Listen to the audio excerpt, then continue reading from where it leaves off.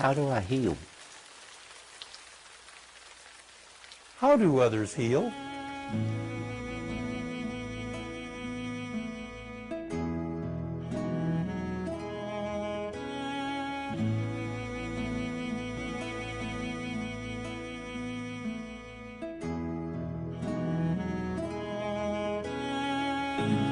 Out of darkness, the light shall shine.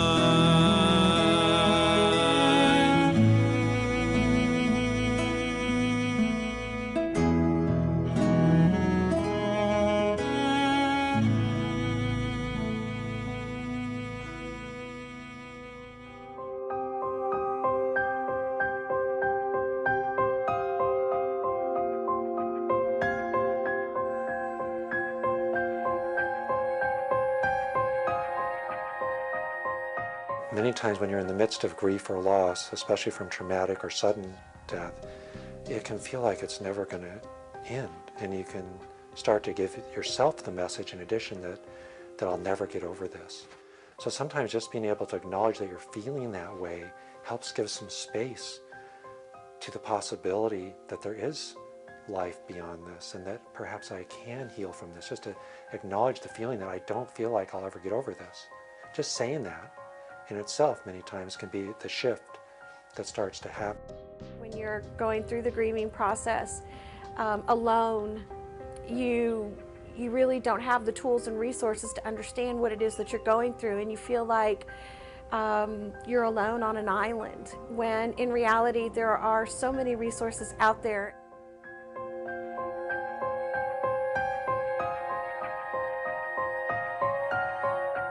How do we heal? You know, there's a term called tools for coping. In other words, things that we can do to help ourselves get better. A lot of times when we hear the word ritual, we think of it in terms of religion. But we as human beings have our own personal rituals that we do. Getting up in the morning and always going to the mirror and saying, hey, I'm doing real good today. That's a ritual. Kind of gets us aligned inside of ourselves. Well, in grief, it's important that we focus on some human rituals that help us to heal, help us to acknowledge the pain, the feelings, and help us to heal. So our three panel members today, Mary, Lisa, Doran, and Chris, are going to share with us things that they have done personally or things that they suggest professionally that people do to help them heal. And Doran, could I begin with you, please? Sure. And maybe you could share some things that you suggest to people who come to you that they can do to help them process their pain. Absolutely. Well, besides the candle lighting that I mentioned earlier, which is really just a form of having that candle be a presence and a moment of silence for people whenever they do light that candle, there are three things that I like to recommend. And one of those things is called letter writing. And I usually have a client or a group member write a letter within the first 3 months of their loss, put their name on it, seal it up, and put it away in a safe place. And then a year later, open that letter. Wow. See where they are, see how they've transformed and how their grief has changed, as Chris spoke to earlier. The second ritual is finding something that was meaningful to that person. I have a client who thought that that person that they lost loved gardening and would help that person garden. And so their ritual was to buy a plant in honor and in remembrance of their loved one and water that plant every day and watch it grow just as their grief journey grew and they were able to move forward. So that plant became a symbol of the loved one. Yes, absolutely. Beautiful. Absolutely. And the third suggestion that I sometimes will offer is to find a tangible object that you can hold on to. So often we hear people say, well, I've got to give my loved one stuff away, I've got to go to Goodwill, I've got to clean up the garage, I've got to move the house around. All the stuff. And if you have the luxury to just be and let things sit for a while, do so. And take one of those tangible objects and hold on to it, whether it's a scarf, an item of clothing, or a dish, or anything that you can hold on to and talk to that item, hold on and cherish that item every single day, as it is that you're talking to your loved one. Beautiful. I had a person tell me that she slept in her husband's robe because the scent of him was on that robe, and she could not wash the robe, could not give it away. She just held on to it. So thank you, Doran.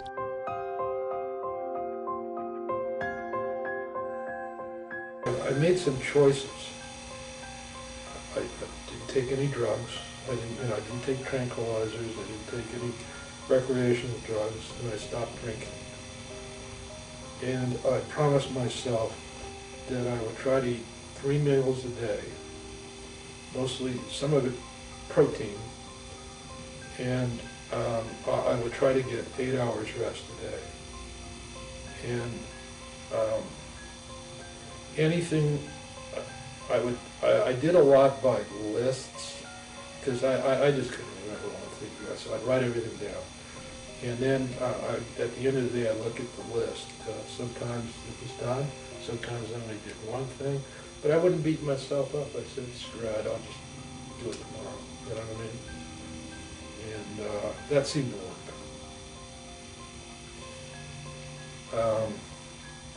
Thank God for TV dinners and salads.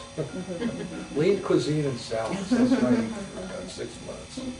I really took comfort from anywhere it came to me, and I didn't feel like I necessarily had to do anything in return. And I just really took care of myself. Yeah, I became a human being instead of human doing.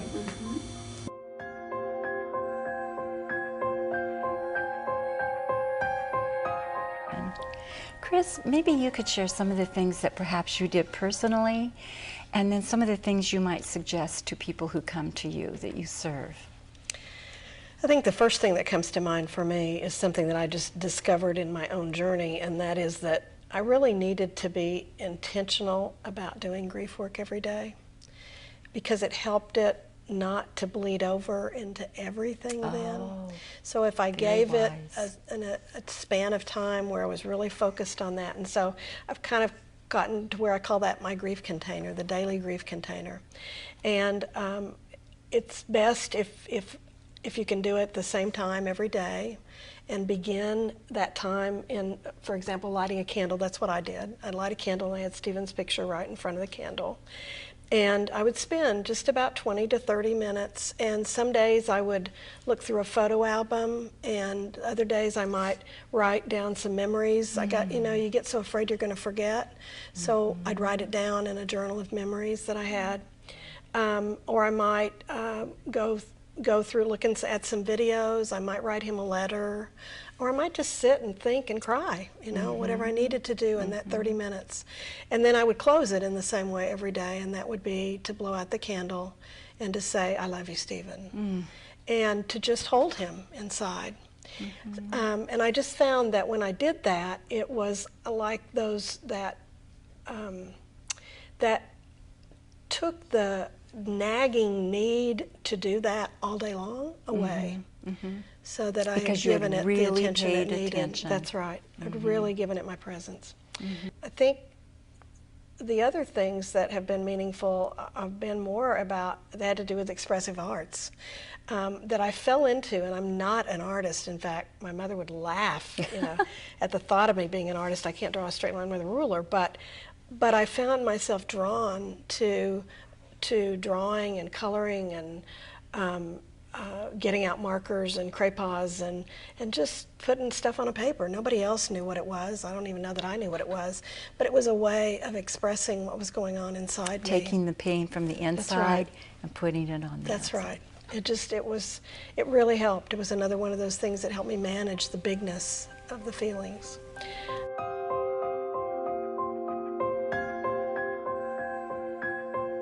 I had all this anger and frustration built up inside of me, so I needed to do something. So I went back to playing volleyball, and I could feel every time I hit the ball, all of the rage just leaving my body. Along with this anger, screaming was good too. Go out in the backyard and just scream until you're hoarse.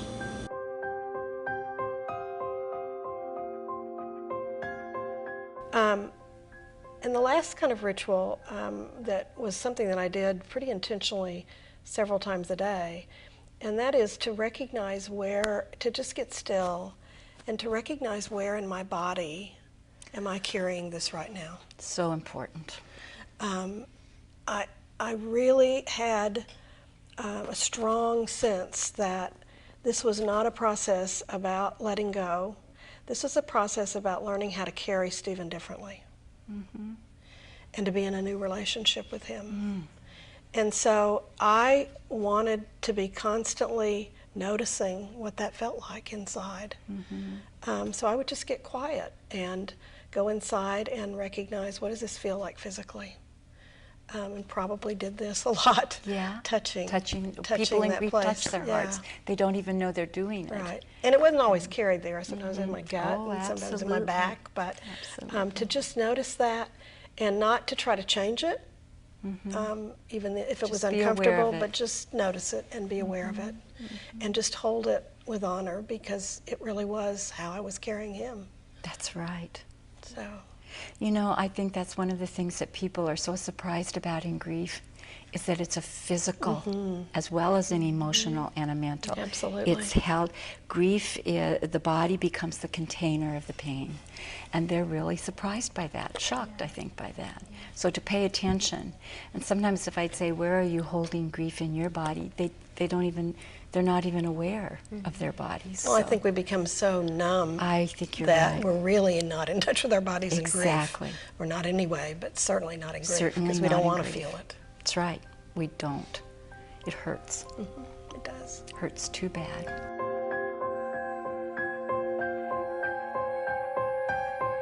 In those first weeks, months, I guess, I lived at the cemetery. I mean, that's where I felt close to John. But I had one ace in the hole. I had Mary's dog at home, which animals also understand. And even going home, I'm glad I had Nikki, because first of all, she needed attention, she needed food, she needed water, she needed loving, but she also gave a lot back. For John, there were very different ways of working through that grief. I think for him it needed to be a very physical outlet. He has always been an athlete and an exerciser, but he really had gotten into biking. In fact, he and Stephen had done the MS 150 just about a month and a half before Stephen died. And so he did an awful lot of biking, miles and miles and miles every weekend, by himself and with a friend. He would bike out to the cemetery and sit and talk with Stephen and then come home. He did a lot of exercise at home, just aerobic kind of exercise. We had a lake house, and we would go to the lake on the weekend, and sailing, getting out on the water, and being out in nature was a really big place of healing for him.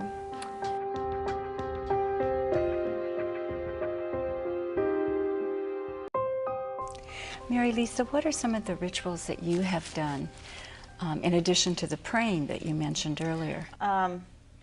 Another thing I did that I found surprisingly helpful was the exercise.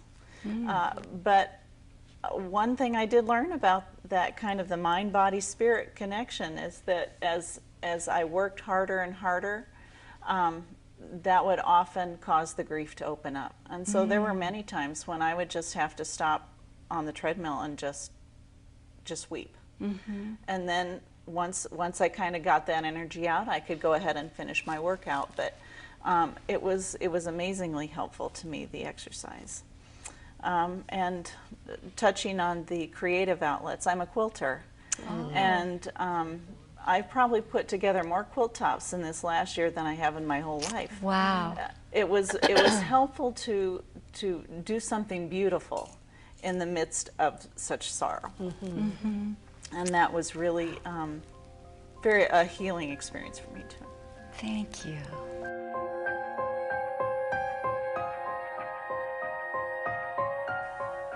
I found my spiritual connection not necessarily through religion, but through my own inner connection. And I did that through classes, through reading, and through meditation. I had to take a leave of absence from work. This gave me some private time. I took a couple of trips with my friends to take things off my mind and try to move forward. So I rediscovered how important music was in my life. And I had grown up near the Oregon coast, and I knew how healing it was to be near the ocean. And I thought, you know, I think this is just what I need right now.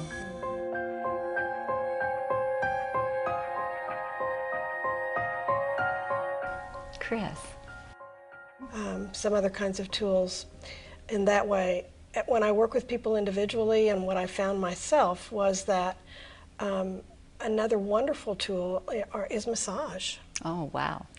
I like massage. Yeah, it's a great treat, isn't it?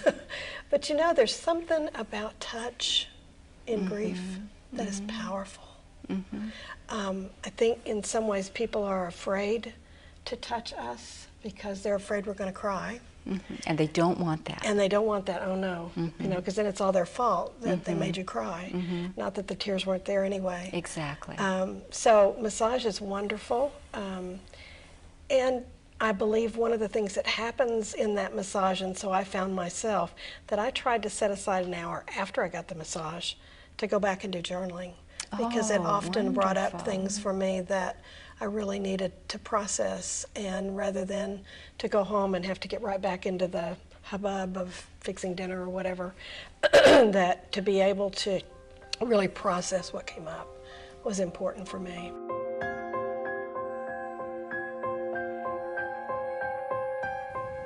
I enjoy woodworking, and I had really put it off for a long time, and one night I found myself I couldn't sleep, and I went out in the shop and I worked for hours kind of mindlessly, but when I got done I felt more normal, more like myself again. We had a good friend that came to visit and spent a lot of time with us, and they would sit out on the porch of our lake house, and John whittled a walking stick, and as he was whittling that, they would tell stories about their memories of Stephen. So that walking stick is still a big piece of the history of that loss. You know, when I hold on to it, I can almost feel the pain in it that was poured out.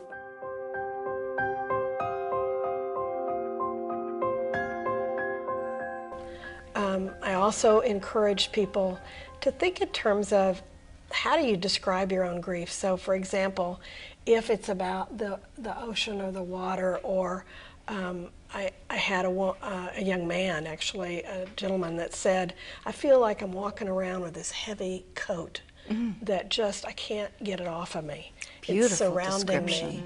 me. And we used that metaphor, and I encouraged him to use it. I said, I want you to go look at some store and find a coat, not to buy, but just to look at and put it on and really feel it.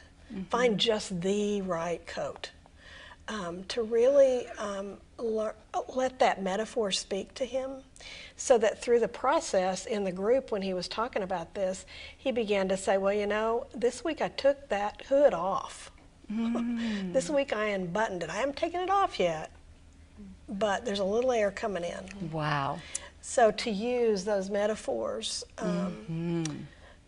for myself, the metaphor toward the end was that I was holding on for dear life to, I think, what were sort of the last vestiges of the relationship as it was. But the imagery for me was that it was like I was holding on to this piece of cloth that was being pulled from me, and I couldn't. And it was tearing. Yeah. And a wise person that who helped me through my journey said, I want you to go find that cloth. So I searched every fabric store I could find for just the right color and texture, and took it home with me, got a swath of it, took it home with me, until I was really ready to literally put that cloth in a box somewhere. Wow. And not hold on to that anymore. So it became a real physical thing. That's right. That's right. So using those metaphors is a great way of coping with all those things that come up. Wonderful.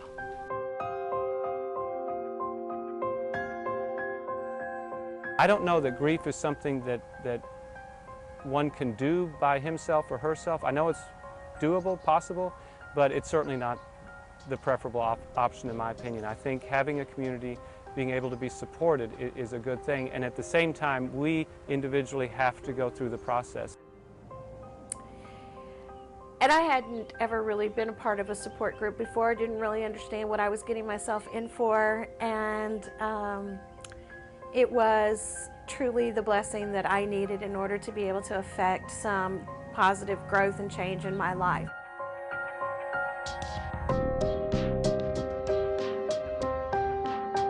One of the most important tools that we think you can do is reach out and ask for support, either individual support or grief group support. Reaching out to a friend that will listen, as Mary Lisa mentioned her friend earlier, is powerful. It's just powerful. But we'd like to go a little bit more into what's out there for us in the community. And Doran, maybe you could start. I know Hospice Austin has a lot of offerings, as does My Healing Place with Chris. And so maybe the two of you could sort of share what you would offer to someone who comes to you in grief. Absolutely. Well, at Hospice Austin, all of our services are open to everybody in the community. And so we offer what's called brief individual counseling, around 6 sessions. And then we also offer support groups. Our individual counseling is offered to ages 4 and up, so we do play therapy as well as adult talk therapy. And our support groups are broken down by the relationship of the loss. We have loss of parent, loss of spouse, and loss of sibling, but we also have some specialized grief group. We have an all-men's grief group, and we talked earlier about this total mind-body experience we go through when we lose someone we love, and so we've started our yoga loss grief group. Oh, wow, that's great. Which really taps into what Chris was talking about, what you're feeling physically and where that pain is in your body. Each week it could be very different. And another unique group that we offer, which is needed in our community, is a bilingual Spanish grief group. And so what we do is we really assess the needs of a community. We do an ongoing assessment and decide which groups will really fit for our members. And we'll create one if they're asking for it. So what's needed? Here we go. Exactly. Wonderful. Can I just ask a question? Do you have to have been involved with somebody in hospice care to utilize your services? Absolutely not. It's for every type of death loss in the community. Okay.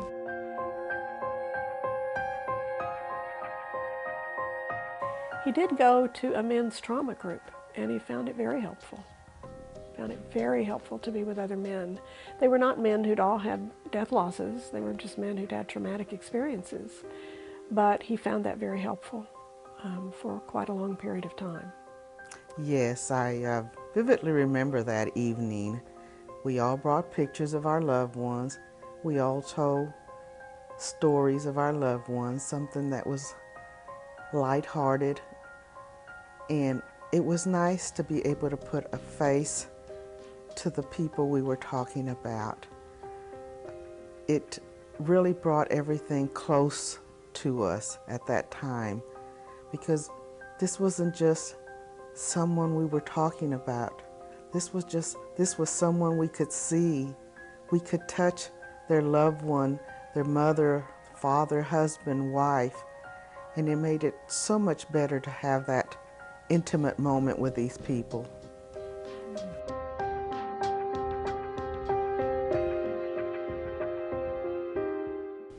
Now, I know you participated in a grief group. What was that like for you? Well, I participated in a couple, and I can say that if one doesn't work, another one might. The wonderful thing that I found about grief groups, though, was that everybody in the room knew exactly what you were talking about, which is not necessarily what you find amongst your friends, because everyone's trying to guess what you feel like. You know, occasionally you'll run into somebody that says, "Oh, I know just how you're feeling," and those are very hard words to hear. So grief groups, I thought, was a wonderful place to if they say, "I just know how you're feeling," they probably did. Yeah. Yeah. And they probably wouldn't say that. Well, they probably wouldn't. But, you know, there In a was an grief understanding there that you Right. couldn't find in other places. Exactly. So, yeah, I found it extremely helpful. And I know you participated in one around the holidays. Do you think that supported you in getting through the holiday season? Yes. I liked this particular grief group was focused on different topics for coping with loneliness, for example, or I'm blanking out on what the topics were now, but just having those reminders at a time that's usually so filled with family memories was really helpful. Good.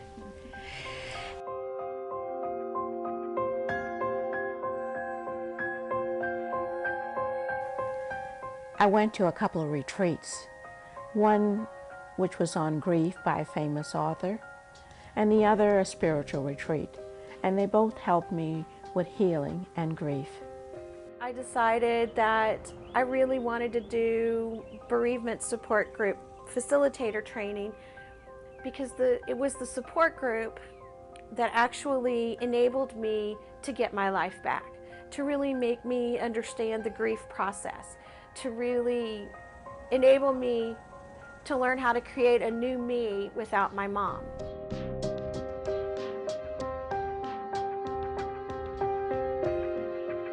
And Chris, I am so deeply touched that you took this huge grief and you transformed it into an agency that serves hundreds and hundreds of people in the course of a year.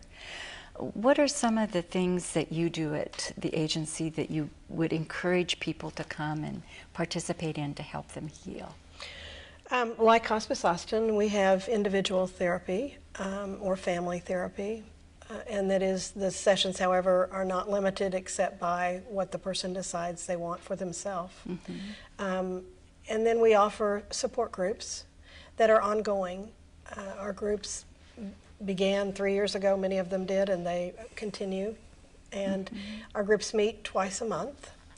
We don't meet weekly, and some folks will say to us, gee, I wish we had this every week. But I'm a firm believer that we need to go out and sort of integrate what it is we've taken in. So a couple of weeks in between. And our groups, again, like Hospice Austin, are somewhat based on relationship. We'll have a parent loss group or a child loss group. We do have a beyond suicide group for those who've experienced death by suicide. We also, because our agency deals with grief not just related to death, but may also have a group for divorce. Wow, that's or wonderful. Or caregivers group for those who are dealing with anticipatory grief as they are watching someone go through that dying process. We also offer just kind of workshops here and there for folks on like parenting a grieving child, because that's part of the grief in a family where there are children. We will offer a retreat for bereaved parents for a weekend. Thank you, Chris. Thank you very much.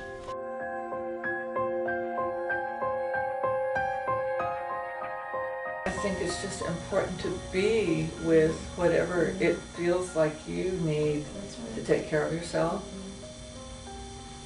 and to respect what you need, and to respect yourself and your process, and to be with it and not to deny it. There is a circle of life, and I healed thanks to my grandson.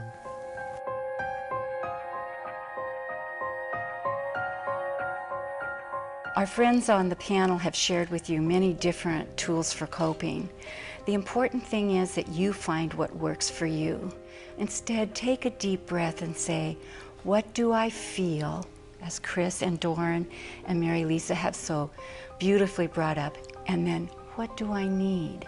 And you may not have the answer for that, but at least you're asking the question, and your body will know that you're paying attention.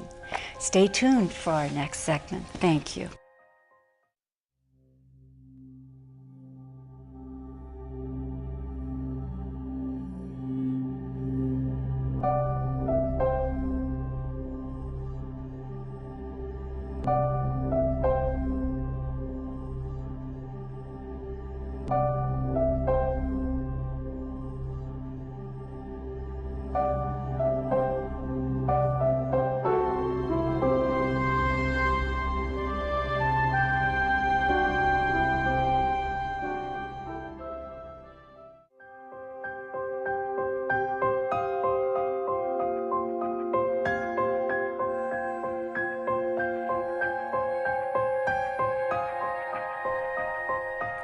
Good evening and welcome to the live portion of our Grief to Peace series tonight.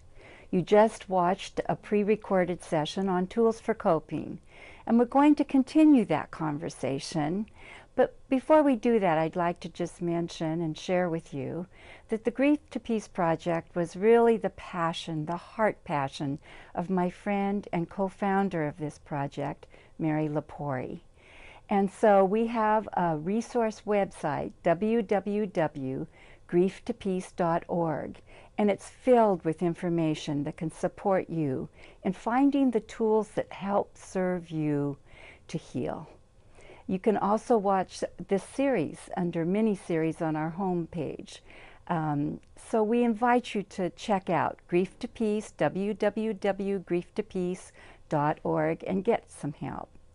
Tonight, I am so pleased to share with you that we have a guest that you saw in bits and pieces, and now you get him in live action. His name is Chris Huebner, and he brings a very poignant and powerful story tonight. He brings the story of journeying with a precious daughter who died at a very young age. It's very important for us to understand that when someone we love becomes ill and finds out that they are dying, we who love them aren't always prepared to be caregivers. And Chris was very clear that it was with the help of many friends that he learned on the run how to be a caregiver.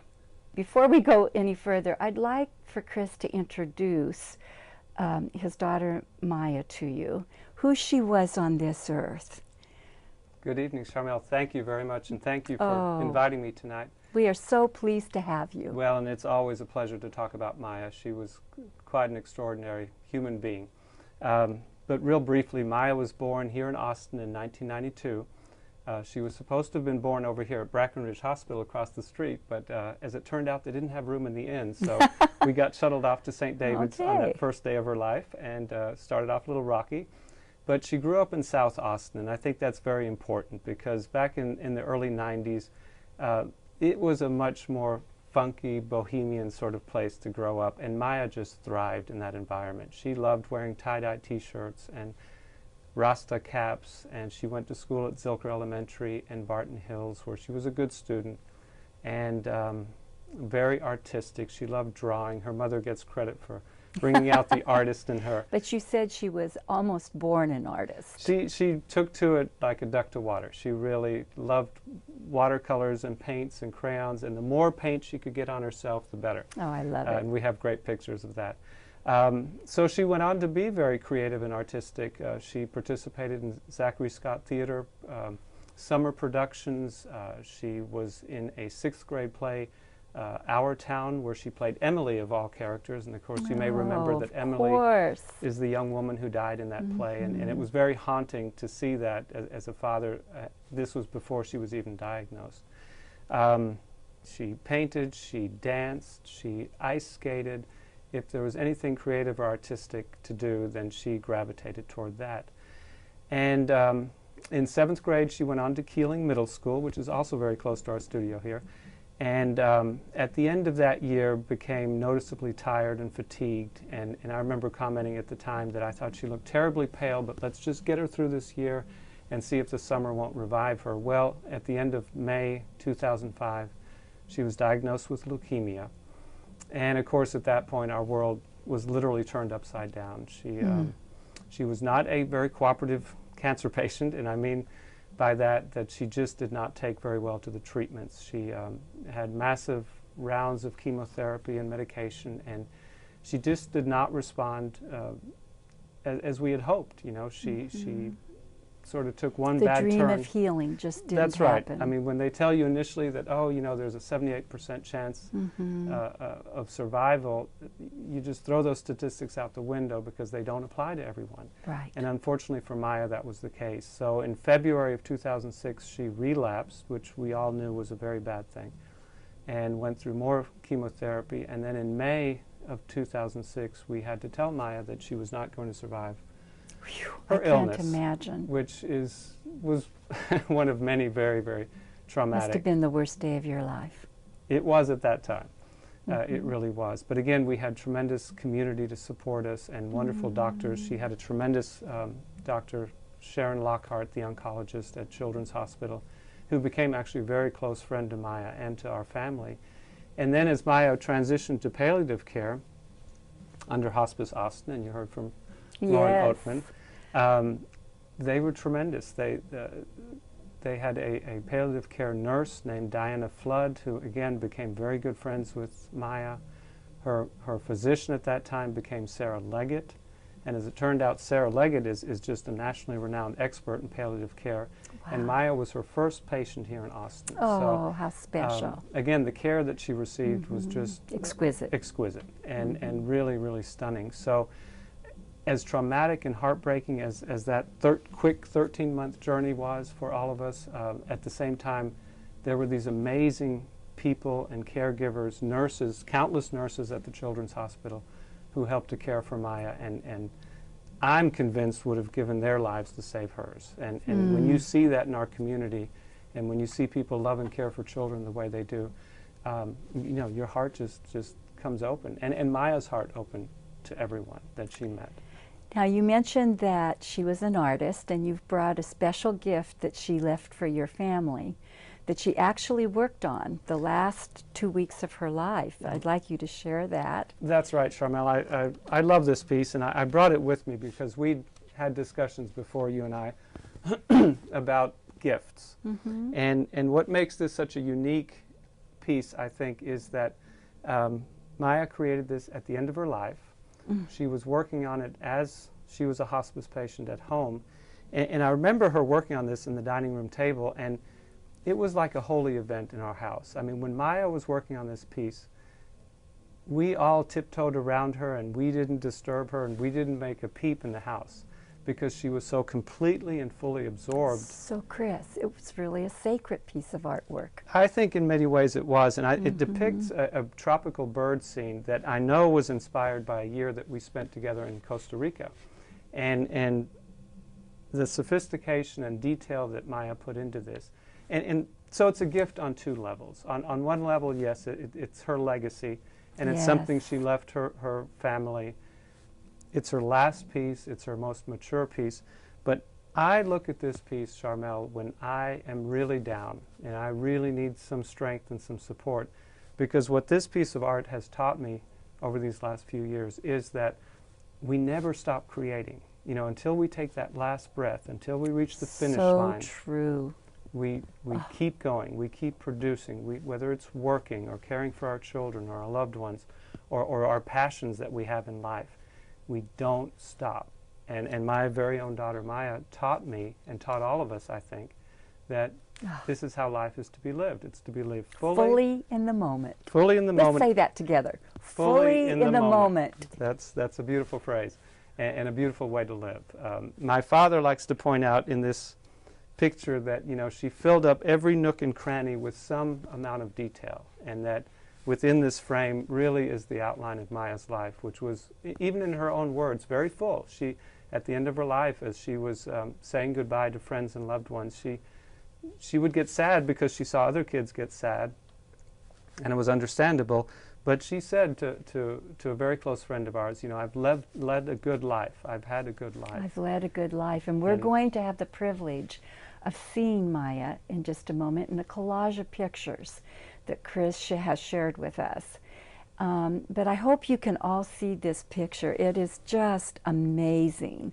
And she donated that picture. That's right. She donated this and all of her artwork to Cure Search. And the idea was for her to be able to help support cancer research for other children. Beautiful. And as Maya said herself, I want to help other cancer kids. And now let's see what Maya looked like in her lifetime. Just beautiful. Unbelievable. Of all the love that we shared, embracing life makes the sadness kinder.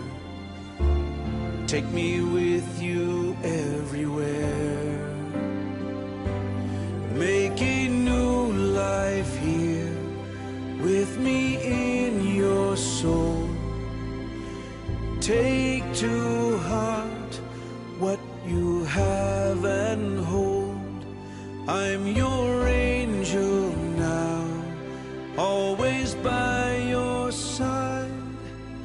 to feel my presence.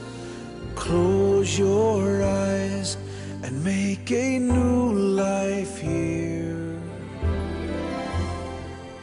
Touches my heart so deeply. And it shows us that at even a young age, we bring huge gifts to this earth, huge gifts. Audience, we invite you to call in with any questions that you might have for Chris and myself at this time. The number's 512-477-2288. And I'd like to begin with a question that came via email. And it's an important question, I think. It's one that Doran and I explored a little bit last week, and I'd like to share it again with Chris.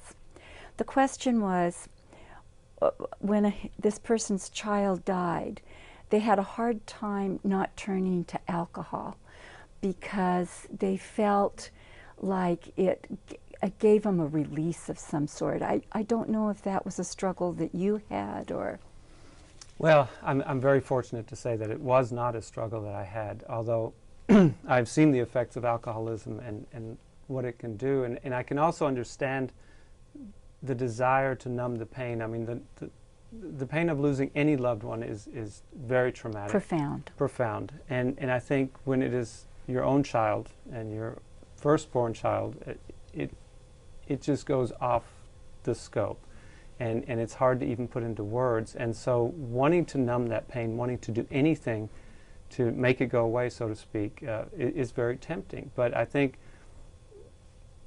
experts will agree, everybody would agree, that if you choose the route to alcohol or to painkillers or medication or things of that nature, it's not going to be very effective. It may be a short-term fix, but long-term it's not going to be healthy. Becomes a bumpy road. Yes. And so when we're talking about tools for coping, audience, I would like you to make choices. Choices that work for you. Choices that serve you and don't hurt you. So, Chris, what were some of the tools that worked for you? Well, as we were listening to Chris Ford talk so beautifully, I could really identify with what she said about her husband, John, being physical. I've always been a very physical person, and I'm a doer. I'm always active with something, and it really helped me to do things. So, for example, after Maya's death, we immediately set about planning her memorial service, and I felt very strongly that I wanted to say my last words to Maya, and so I would take long walks and kind of go over in my mind what it is I wanted to say to my now deceased daughter as a last memorial to her. And that then led to other invitations from Hospice Austin to speak at memorial services and at fundraisers, for example. And the summer after Maya's death, I volunteered at Camp Braveheart, where our other children, Stefan and Elena, went as well. And that was helpful. And then I've worked with Chris Ford and taken her class at my healing place for helping with facilitating grief groups. And I've worked with young resident doctors at the hospital, Children's Hospital. Oh, that's wonderful. To learn how to give these end-of-life talks or how to impart bad news to families and children, because it's so vital how they deliver that message. It's huge. And I understand, Chris, we have a call. So, welcome, caller. What is your question? Hi. My daughter died at age 3, and I lost it completely. Of course. How did you support your other children when your daughter died? Oh, thank you for that question. That's a very important question, I would think, Chris. That is a huge question, and a very, very important one. For me personally, and I really want to preface this by saying this really only comes from my personal experience. Of course. Stefan and Elena, brother and sister to Maya, were really my greatest inspiration. I mean, what I observed in them through her illness was, they put their shoes on in the morning, they went to school. Stefan was active in soccer, and in fact, during the year of her illness and after, they won a couple of state championships in soccer. So he stayed focused, he stayed engaged. So there you have the joy of one child winning a state championship, holding the sorrow of saying goodbye to another child. Right. That delicate balance. And Elena too. I mean, she danced, and she's a very creative writer and good in school, and you know, so watching those young guys lace it up, so to speak, every day and go to school helped me to blow my nose and wipe my eyes and go to work every morning, and just to carry on. I think without them, you know, your previous question, if I'd been completely alone, who knows what would have happened. My children were an inspiration to me, and I really, I thank them for helping me through this. I feel like we all helped each other. And I hope that answered your question, at least a piece of your question, dear caller. And I understand we have another call. Welcome, caller. What is your question?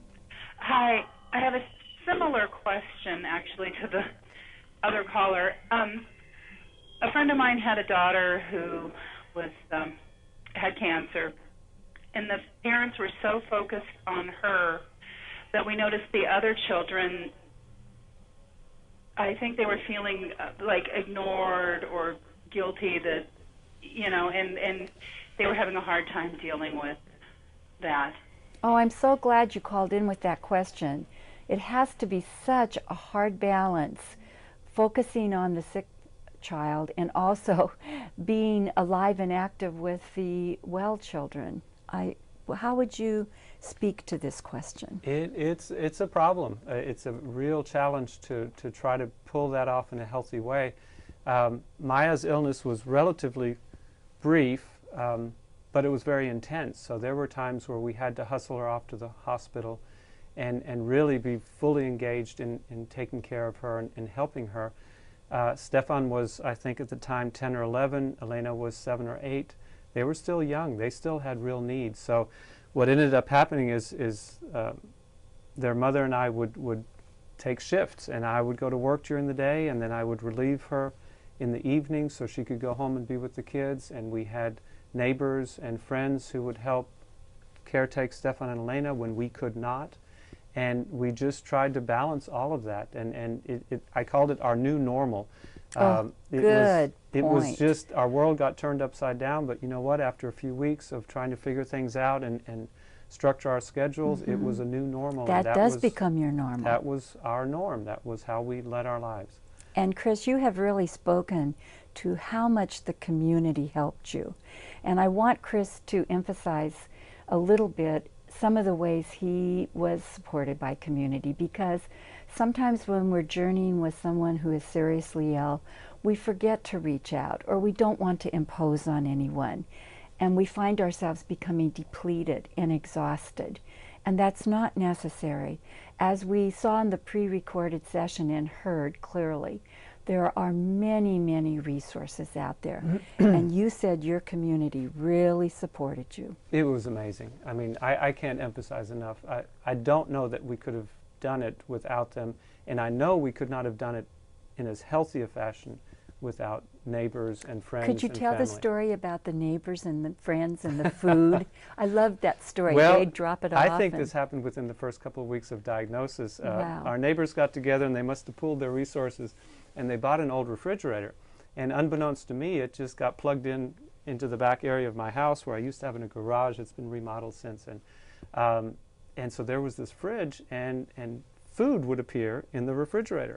I love that. Casseroles and enchiladas and you name it. We were well fed and well taken care of.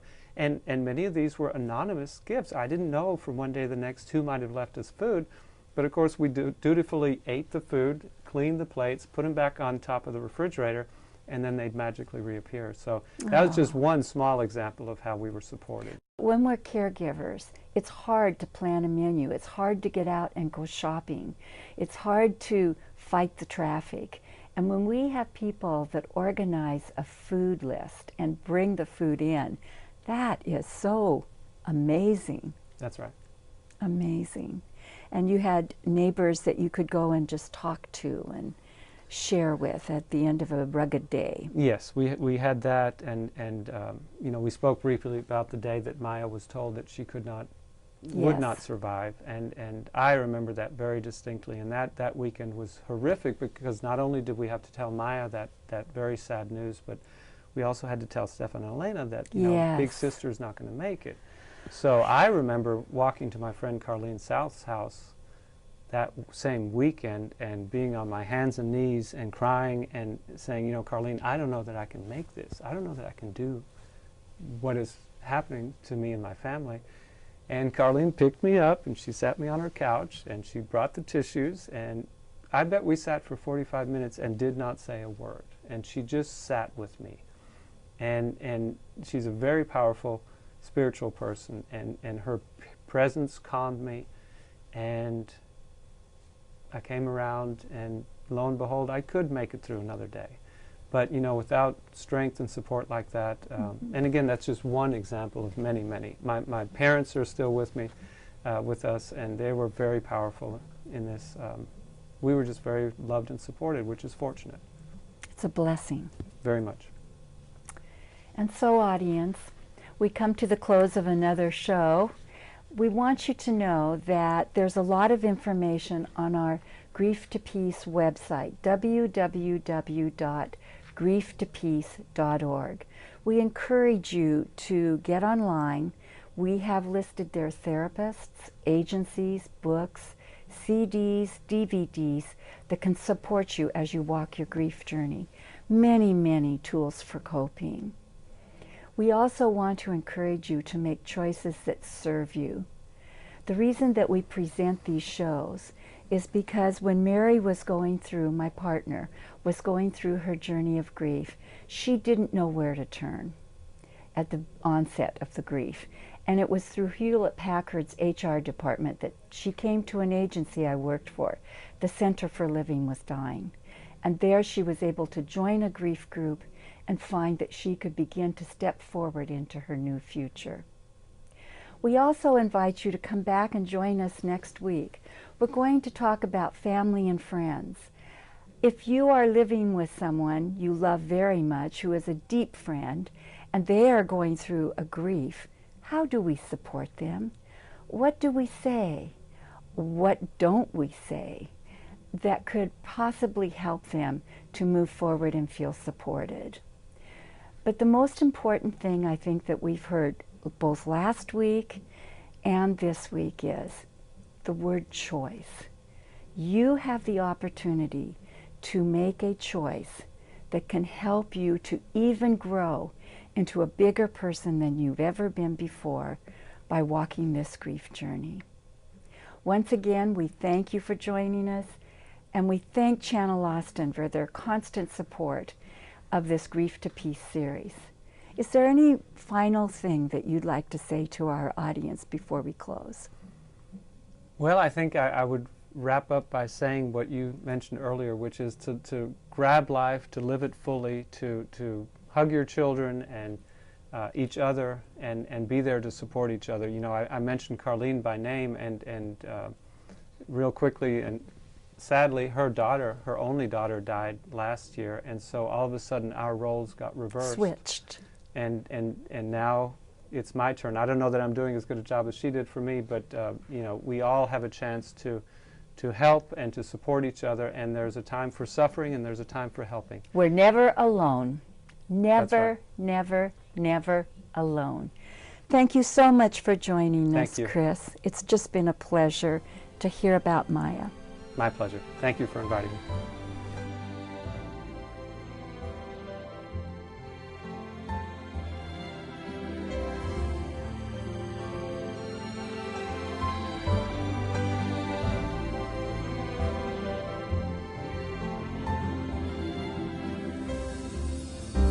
The pain of loss is the great reminder of all the love that we shared.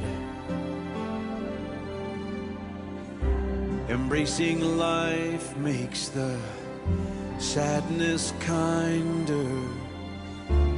Take me with you everywhere. Make a new life here with me in your soul. Take to heart what you have and hold. I'm your angel now, always by your side, to feel my presence Close your eyes and make a new life here. I truly believed that I would never heal, but I did. The human spirit, even though you can't see it or feel it, was always there. It's very resilient, much more than you can imagine. During the process, I found that different people did different things for healing. I had to find something that worked for me. If one thing didn't, I tried another. Finally, I found some things that helped. Do not let your heart be troubled. Our love is still alive. Nothing on this earth can take what is always you and I. Make a new life here with me in your soul. Take to heart what you have and hold. I'm your angel now, always by your side, to feel my presence. Close your eyes and make a new